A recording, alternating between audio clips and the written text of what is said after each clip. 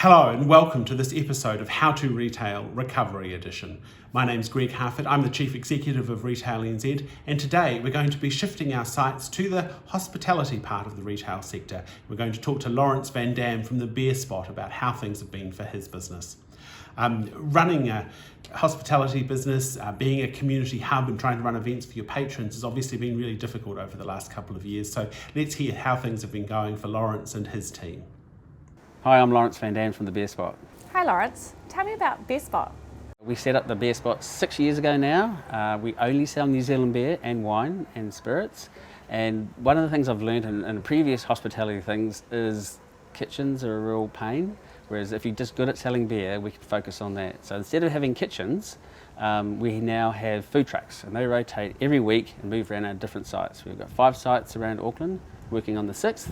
And so those food trucks pretty much have a full-time job rotating around the different sites, serving food, helping us with the food offering, and we're helping them by providing customers.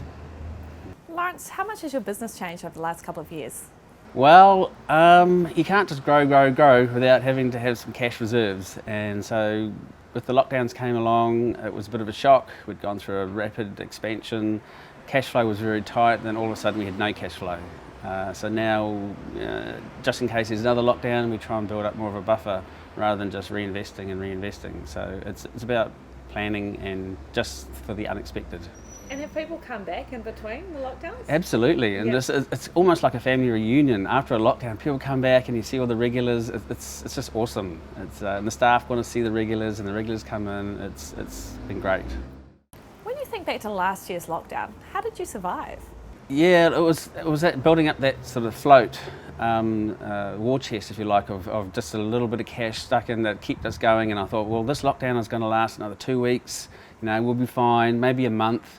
So that float of money lasted us 2 weeks, and then oops, and then it kept going and going and going. So it was quite different from the first one because of the length. But that's when you talk to your bank, and that's when you talk to your landlords, and then you just prepare and talk to your suppliers. Always made the suppliers top of the list for pay. Government the back of the list, bottom of the list. The pandemic's been tough. How have you coped? Well, the second lockdown, the major one last year, it was all about getting out of the house and doing exercise, and just get your mind clear.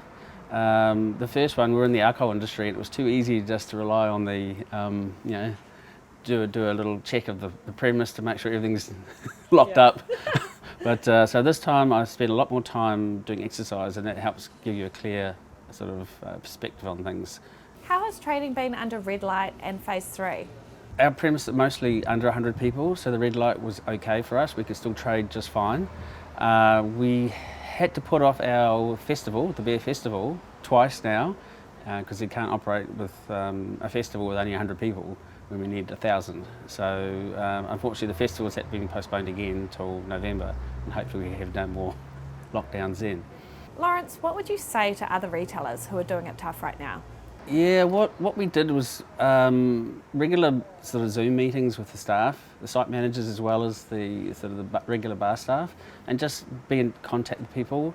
The ownership group would have Zoom meetings as well, and they would be social events as well. You might cover off some housekeeping, but there was always a beer at the end of it, or sometimes during it, and it was trying to keep that social aspect so that you're always feeling like you've got all your sort of bases covered as far as needs of life.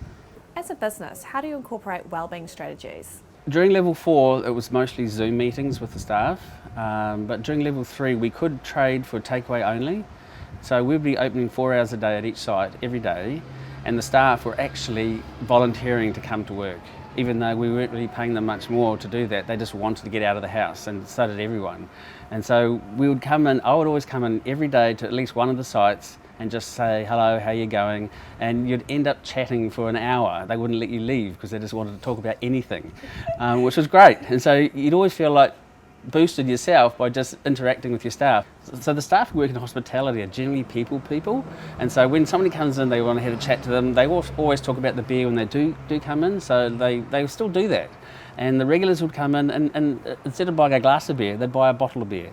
but they'd come in every day and buy one bottle of beer and then have a chat for 20 minutes and then leave. So the customers were getting that wellbeing as well as the staff, and the staff who are bored are not getting good wellbeing. So that's why when you go to visit them, they'd talk your ear off for an hour. Awesome. Can you tell me a little bit about your team and what your biggest learning's been? Well, all our site managers have either come through the ranks, or occasionally we'll get someone we not poach, but they'll come to us and say, look, I'm unhappy where I'm at. Have you got something for me? And we say, absolutely, we know you. It's a small community in the beer industry, so we know the good people. And so we bring them on board and just let them sort of shine. You know, they're good people. And they'll look after their people, and if there's a problem, then we can work through that. It's quite good seeing that experience from some quite young people who will step up and do more than you expect, which is really nice. How have you been engaging with customers and regulars? Do you have a marketing plan? The first site took us nearly 2 years to open, and we didn't think it was going to take that long, so we did a little campaign on the radio saying, the beer spot opening soon, and it became a bit of an in-joke between the radio community. It was like, the beer spot.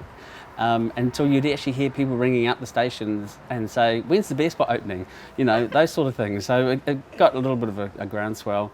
It took us another 2 years to open our second one, to even find a site suitable. So once you start using your social media, I think we ended up with a couple of thousand sort of followers within a few years. So it was growing quite well. And so when we opened the second one, we already had it was a much faster growth for the second one, and then the third one, which was this site we're at here, was faster again. So it's I guess gaining momentum through radio mostly, and social media, and word of mouth. I see that Beer Spot has gone above the line with Billboards. How did that work out for you? So there was on the TV, it was the AM show at the time, they announced there was a up to $50,000 grant from MediaWorks, and I was on site building one of ours, and my wife gives me a call and says, I've heard about this grant, ring Mel from MediaWorks. So I ring Mel and she goes, I haven't even heard about it yet. So we just got a note last night saying there's a grant, we don't know any details yet. So I said, look, like I said earlier, is that when we had to pay the bills and we had limited funds, I paid MediaWorks' bill, I didn't pay the IRD. And she put that in our application and we won 50 grand towards billboard ads, yeah. So that was really cool. Yeah. Unfortunately, when they run the billboards, it was the second lockdown, and so we kind of didn't really get the benefit so much from the billboards. Good brand awareness, either way. Yeah. Okay, it's cool. Looking back at your business, are there any key things that you've missed, you should have moved on earlier, or things that you should have forgotten about? We tried to do the online sales, and we found that because our beers were changing so often, it became confusing or hard to fulfill orders, because what beer someone ordered might not be on tap anymore, because we only fill per order. We don't carry stocks. So it became let's ignore that part of the business and go back to the traditional, just for a good pub that does takeaway. And just focusing on that has meant that we've sort of narrowed our focus and done a better job, I believe, of doing that. Can you share with me how you see the beer spot in the local community and what that means to you? One thing you can do with the credit card data is they look at the last 8 digits and they can tell whether you're a repeat customer or not. And it's interesting that all of our sites have around 72% repeat customers, which tells me you've got a lot of regulars with a few new people coming along. So that tells you it's mostly local. So when a local school or kindergarten says, we're doing a fundraising, we always give them a voucher or a box of beer, and they always appreciate the gesture for them to raise money. And we put the little posters on our walls, a thank you from the kids, that sort of thing. It's quite good. Can you tell me a bit about your food trucks? How do they work within the business? How does that create an experience for your customers? We only sell New Zealand beer, New Zealand wine, and we're working through the New Zealand spirits as well, as long as that we can get them. So it's all about New Zealand and not bringing in product from multinationals. So with the food truck people, they're all small businesses, it's mum and dad businesses, single people businesses, and it becomes quite a good relationship. So now, because we've got the multiple sites, they'll come and they'll rotate around the different sites. So they've got a full-time job, guaranteed income, and then every now and then they need to take a week off to rest and recuperate.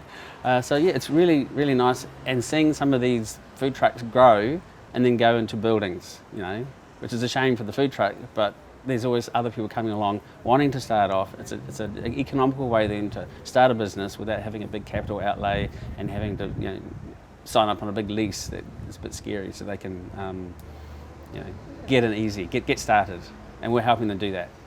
I see you've branched out into merchandise and events. How's that going for you? Well, I'd have to say the event side's not going very well. So obviously limited to 100 people. Under Orange, I think we're fine, but if you go in and out of the levels so often or quickly, it doesn't give you enough time for people to say, yes, that event is actually happening. So we've had to pull the plug on the April one, even though we might be okay, but there's no point having an event with only 2 weeks worth of sales of tickets, because people are still, we might flip-flop back into a lockdown again or whatever. So we've had to push it out another 6 months or more actually till November. A lot of the suggestions for the merch come from the customers. For example, someone said, a friend of mine's having a baby, I'd love to give them the Bear Spot t-shirt. And we said, how about a onesie? And so we actually sell quite a lot of the Bear Spot onesies. So have you seen any Bear Spot merchandise out in the wild? How does that feel? I've been to festivals around the world and they love my shirt. Where'd you get it from? From New Zealand. Yeah. So yeah, it's cool. great. Yeah. That's awesome. Have you thought about expanding beyond New Zealand? How's that going?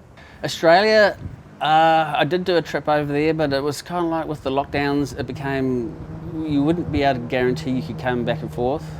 So we've put that on hold for now and working throughout New Zealand. So looking at sites at other towns now. The kind of things that work here, we think should work there as well. So it's just really getting to know some people locally who you could use as the person on the ground. I don't intend to move to Australia to get it set up, so you need to have someone on the ground who you can rely on, who's capable. Laurence, have you used any grants in the past couple of years? With grants, it's one of the things. I've always been a do-it-yourself guy, but then when you see these grants available, and you think, why not have a go and use it? Other people do, so why don't you? And it'll help you do what you need to do faster. So with the Bear Festival, Auckland Unlimited, have helped us there, and looking forward to hosting that in November this year. We're also converting our takeaway bottles from PET to glass, and we've got a grant from Glass Packaging Forum to help promote recycling of glass. So it means plastic that won't go into landfill, so that's another initiative we're doing. We've got a grant for that. So keep looking, I guess. If you were to do a big shout out, who would that be to? Definitely Greg Hartford. When you're locked down and you want a voice, he's on the TV all the time. He is awesome. And also Michael Barnett from the Chamber of Commerce. So Laurence, where to from here with Bear Spot? Our sixth one is opening in South Auckland. Pandemics allowed, but we've also been looking at sites in Christchurch and in the Waikato Bay of Plenty. Laurence, thanks so much for that feedback. Really appreciate it. Thank you. And thank you for sharing your insights and knowledge with us. It's great to see that there's been such a strong community connection built and maintained between your business and the communities in which you're operating. Many retail and hospo businesses do really sit at the heart of communities. They are places where people go to connect, to engage, to talk to others, and to maintain a sense of social engagement, which is really important during the current times. There's been some great advice there, I think, including trying to hold reserves for a rainy day, supporting wellbeing by maintaining constant communication and contact with teams and customers through lockdowns, and of course, looking out for government support. And if you are looking for support or resources to help your business, do check out the screeds of information that's available to you on the websites below here on the screen. There's lots of resources available to help, and I hope you'll make the most of them. I'll see you next time for the next episode of How to Retail Recovery Edition.